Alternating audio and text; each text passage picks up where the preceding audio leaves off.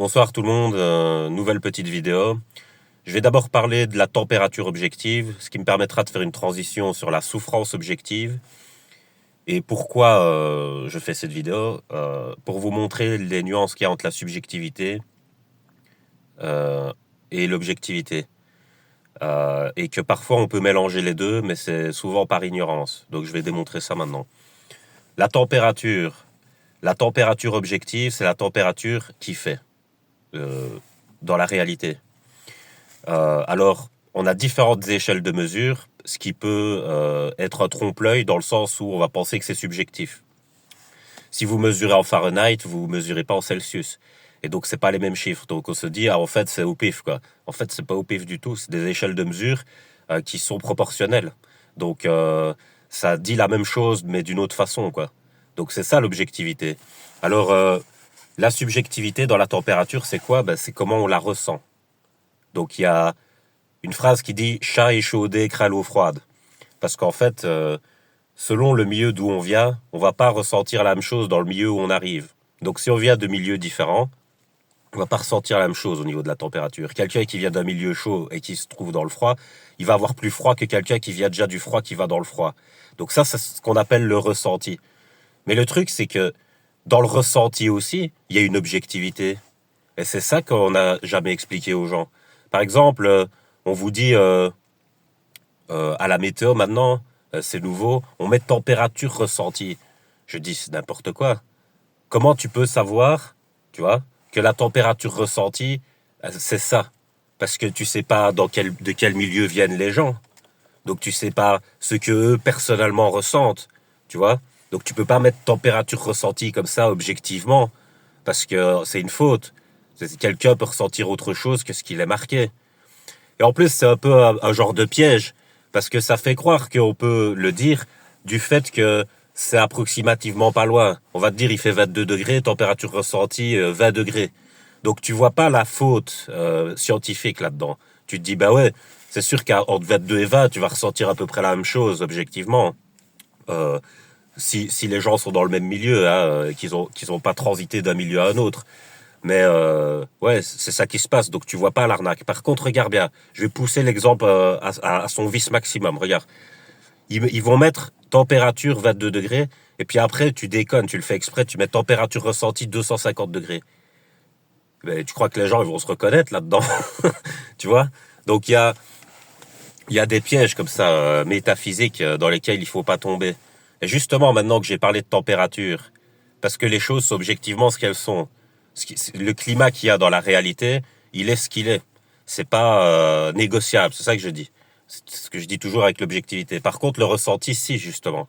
Parce que on n'est pas les mêmes face aux événements.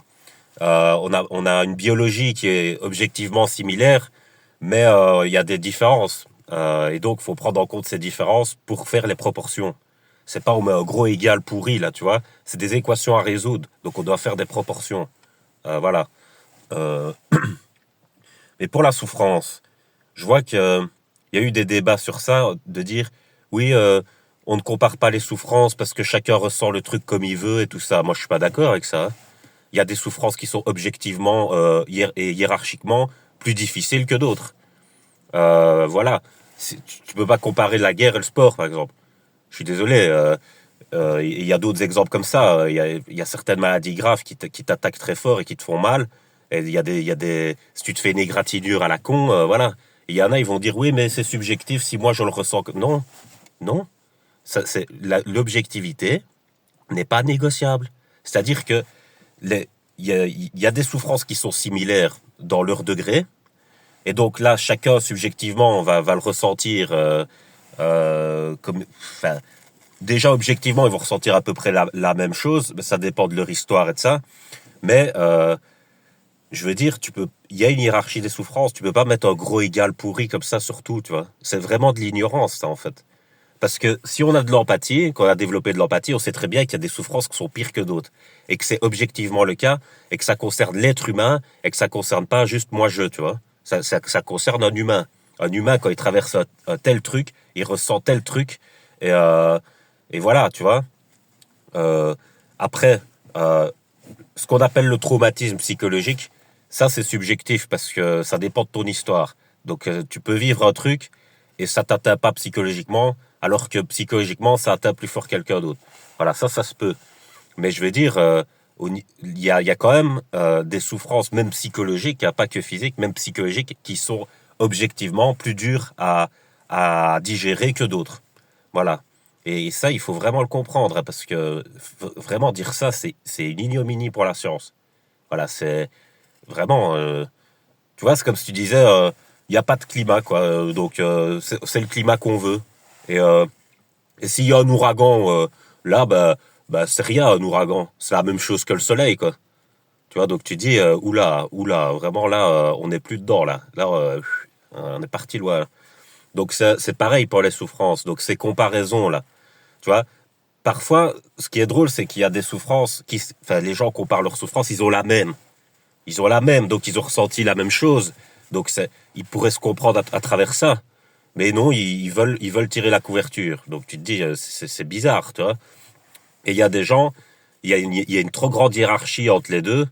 Et la personne qui pense qu'elle a le droit de subjectiviser tout, elle peut se positionner donc en victime alors qu'elle n'a pas ressenti de souffrance du tout.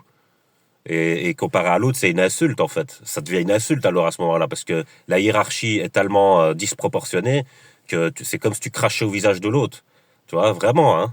Et donc, tu vois, c'est ça qu'il faut arrêter, quoi. Il faut retrouver de l'objectivité et faire les nuances entre la subjectivité et l'objectivité. C'est comme je te dis, température ressentie, moins 250 ou 250 alors qu'il fait 20 degrés, tu vois. Donc ça devient n'importe quoi, t'es plus dedans, tu vois. Et c'est ça qu'il faut expliquer. Voilà. Donc j'ai terminé, c'est une vidéo quand même assez courte. C'est un résumé, donc c'est pour remettre un peu les idées structurées parce que vraiment on se perd dans ce genre de débat stérile. Donc voilà, je vais vous laisser passer une bonne nuit.